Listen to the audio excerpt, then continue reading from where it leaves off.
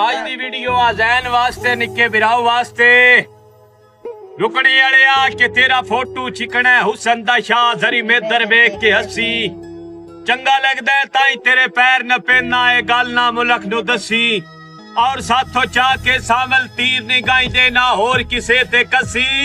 और साडी दुनिया फैन रुस्तम जाया तेरे फैन हो गए आसी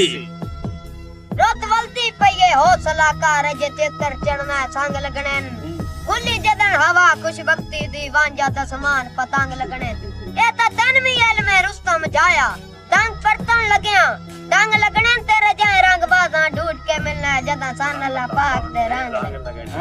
के अखी वेख्या टोले गिदड़ां दे मुंह भाज के शेर न पा छड़ देन जो कहंदी जाके टेल करिए साई पूरी गल समझा छड़ देन और गल इज्जत ते जदन मलंग आवे मारा पेड़ दा पड़ के चा छड़ देन सट मार के ते जे आसाना दा दूजे मने बूथा ला छड़ दे मुंह ला छड़ देन हुन गल सुनी यार हुन आखरी शेर मुन मैन भी सटण देना बगैरत इंसान ते खाली भांडा बेली अक्सर खड़क करेंदा बंदा गैरतमंद दुश्मन होवे हर वेख के कदम दरिंदा एक दो यहाँ त्रै चार बारी बंदा सबर दा घोट भरेंदा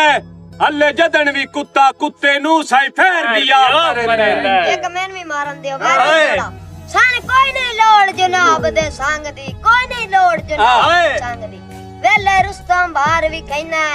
बेड़िया साडी तक नहीं पाउंदी बाजा ते तू चिड़ियां मार भी कहना अल्लाह सा केड़ा कुछ किसे कोलों लेके खाना तू बेली दौलतदार भी कहना ओ दुनिया सा तो सिकदी है लड़न दे गुण बट्टी तू सामने ओके जी वस्सलाम बहुत शुक्रिया।